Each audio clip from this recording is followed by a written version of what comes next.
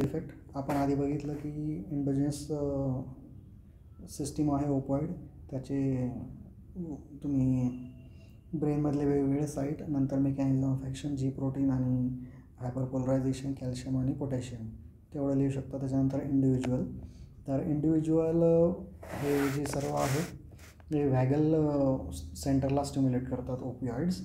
मेपेरिडिन त्याच्यात heart rate वाढवतो. मेपेरिडिन किंवा पेथिडिन हा कार्डियॅक मायोडिप्रेसंट पण आहे, त्याच्यामुळे कार्डियॅक पेशंटमध्ये देणं तो काही गरजच नाही आहे. बाकीचे लोक त्या मानाने कार्डियॅक कॉन्ट्रॅक्टिलिटीवर इफेक्ट नाही आहे, परंतु बाकी लोकांसोबत ते इफेक्ट करतात. पेंटाझोसिनचं एक आहे की तो पण सिम्पॅथेटिक ॲक्टिव्हिटी करतो, भलेही तो ओपिऑइड असला तर त्याच्यामुळे हार्ट डिसीजमध्ये क्वेश्चन येतं. हार्ट डिसीजमध्ये क्वेश्चन असणारे मेपेरिडिन, पेथिडिन किंवा पेंटाझोसिन. तर opioid stimulates 4 center. Vagal, heart rate कमी होतो. एडिंगर वेस्टफॉल, मायोसिस होतो. सिटीझेडवर ॲक्ट करून वॉमिटिंग करतो. स्क्रॅच सेंटर, सेंट्रल ॲक्शन आहे, प्रोरायटिस होतं. ट्रायजेमायनलच्या इथे पण आहे ॲक्शन त्याची. It depresses 4 center. Cough depress करतो, रेस्पिरेटरी डिप्रेशन करतो, टेम्परेचरचं डिप्रेशन करतो आणि वॉसोमोटर सेंटरचं पण डिप्रेशन करतो. ठीक आहे. तर दो दे इन अँड आउट देमसेल्फ, ते कॉन्ट्रॅक्टिलिटी कमी करत नाहीत, इतर लोकांसोबत कमी करतात. कार्डियॅक सर्जरीमध्ये वापरतात कारण की स्टेबल आहेत त्या मानाने तसे. ब्लड प्रेशर, मॉर्फिन आणि पेथिडिनचं खास आहे की ते हिस्टामिन डिस्प्लेस करतात, त्याच्यामुळे त्यांच्याद्वारे कफ, नंतर ब्रॉन्कोस्पाझम होण्याचा चान्स असतो आणि हायपोटेन्शन होण्याचा चान्स असतो. तर एनाफायलॅक्टॉइड रिॲक्शन आहे, हे डिस्प्लेस करतात हिस्टामिनला, ॲलर्जिक नाही आहे. एकच सोल्युशन आहे, ड्रग स्लोली द्या, त्याच्यामुळे बी पी पडतो, ब्रॅडी आणि वेझोडायलेट होतं. अदरवाईज त्याने सिम्पॅथेटिक टोनवर काही बोललेला नाही आहे. तो व्हॅसोमोटरचं डिप्रेशन करतो, पण सिम्पॅथेटिकवर खास असा शब्द वापरलेला नाही आहे कुठे. पोस्चरल हायपोटेन्शन होतं, सुपाईनमध्ये काही नाही होत. जर चालायला लागलं तर मग बी पी पडतो. आणि ज्यांच्यामध्ये सिम्पॅथेटिक टोन आवश्यक आहे, शॉक किंवा सेप्सिस, त्याच्यामध्ये इफेक्ट होतो. तर ॲक्च्युली हार्ट आणि बी पी ह्याच्यावर जर पेशंट नाजूक आहे तर इफेक्ट होतो. डायरेक्टली ॲक्शन त्याने सांगितलेलं नाही आहे, but it works like that. व्हॅसोमोटरचं एक बोललेला आहे फक्त, बट सिम्पॅथेटिकवर नाही बोलला. इथे एक बोलला आहे तो की पॅरासिम्पॅथेटिकचं लायसिस करतो, कुठे गेलं तो, युरिनरी रिटेन्शन करतो तो.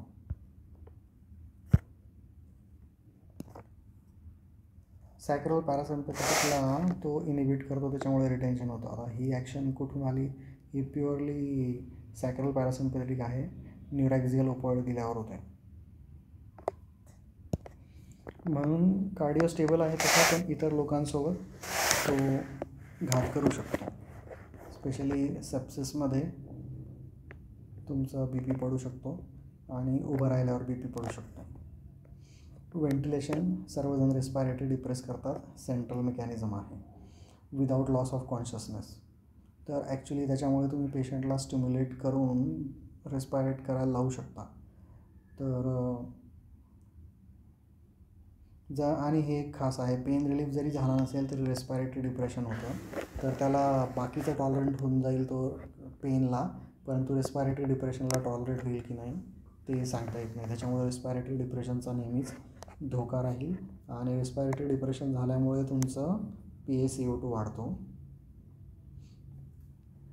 PaCO2 वाढला की मग तुमचं ICP वाढतं. अदरवाईज तो स्टेबल ॲक्शन्स आहेत ओपॉइड्सच्या जनरली. सेरेब्रल ब्लड फ्लो काही ठिकाणी म्हटलं कमी करतो, काही ठिकाणी जास्त करतो, बट अदरवाईज स्टेबल आहे. बट CO2मुळे ते वेझोडायलेट होऊन मग ब्लड फ्लो वाढतो. अदरवाईज हे अँटीटसिव्ह आहेत, फक्त हे मॉर्फिन आणि पेथिडिन हिस्टामिन रिलीजमुळे कफ करू शकतात. अदरवाईज ओपॉइड्स आर अँटीटसिव्ह आणि ब्रॉन्कोस्पाझम करतात मॉर्फिन आणि पेथिडिन. फेंटॅनिल त्याचे कंजिनरचा काही इश्यू नाही आहे. फेंटॅनिल आणि त्याचे कंजिनरमुळे डिलेड रेस्पिरेटरी डिप्रेशन होऊ शकतं. मोस्टली फेंटॅनिलशीच घेणले नाही, बाकीचे हायर लोक शॉर्ट ॲक्टिंग आहेत, एवढा इश्यू नाही होत, त्यांचा कंटेक्स्ट सेन्सिटिव्ह पण एवढं लांब नाही आहे. लंगद्वारा घेतलं जातं आणि मग डिलेड रिलीज केला जातो.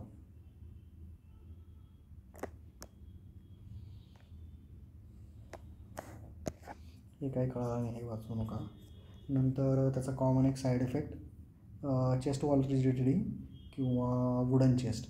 तर हा टोनिक किंवा क्लोनिक दोघेही करतो. क्लोनिक युजली हँडमध्येच आहे आणि टोनिक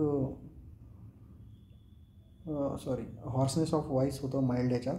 नंतर प्रॉब्लेम काय होतो की तुम्ही दिल्या तो जॉ मसल हे होऊन जाईल, त्याच्यामुळे तुम्ही तोंड उघडू शकणार नाही. मग मास्क काय म्हणतात, तुमचं ग्लॉटिस पण क्लोज होऊन जाईल आणि मॅसेटर पण क्लोज होऊन जाईल. तर तुमचं ओपन नाही होत आहे, तर प्रॉब्लेम तिथे होईल. तुम्ही जास्त व्हेंटिलेट करायला जाल, स्टमकमध्ये गॅस जाईल. युजली विदिन 1 मिनिट होतं दिल्या. तर त्यांचं म्हणणं आहे की related to dose and speed of injection. तर फास्ट दिलं, हायर डोस दिला तर होतं प्रेडिक्ट करता येणं शक्य नाही आहे. आणि नॅलॅक्झोन तुम्हाला रोल का नाही आहे, पहिली गोष्ट प्रेडिक्ट नाही करता येत. दुसरी गोष्ट नॅलॅक्झोन द्याल तुम्हाला टायट्रेटेड डोसमध्ये नॅलॅक्झोन द्यावं लागतं एव्हरी 2-3 मिनिट 1 to 2 mg जे काही 1 to 2 mites per kg. तर ते द्यायला आणि इफेक्ट यायलाच वाट लागून जाईल. त्याच्यामुळे तुम्हाला एकच ऑप्शन आहे, तो ब्रेक झाला तर ठीक, नाहीतर स्केलेटल मसल रिलॅक्संट तुम्हाला वापरावा लागेल. स्कोलिन वापरा, वॉटेवर वापरा. तर थेरॉटिकली कधीही येऊ शकतो, इंडक्शन, इमर्जन्स किंवा मेनी आवर्स लेटर, पण युजली विदिन 1 मिनिट होतो.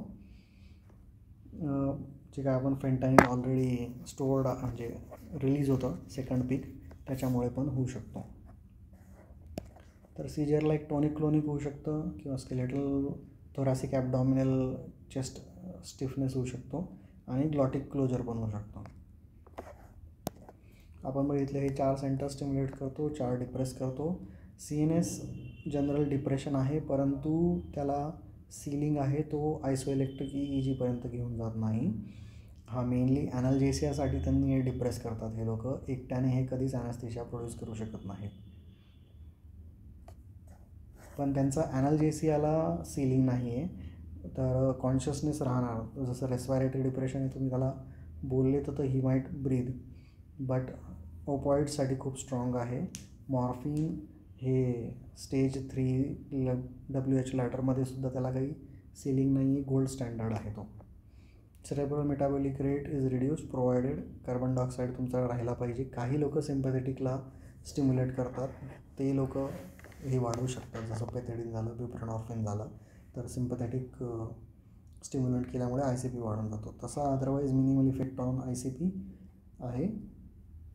ओपिऑइड्स आर नॉट अँटी कन्व्हल्जनची काही घेणं नाही आहे त्यांचं.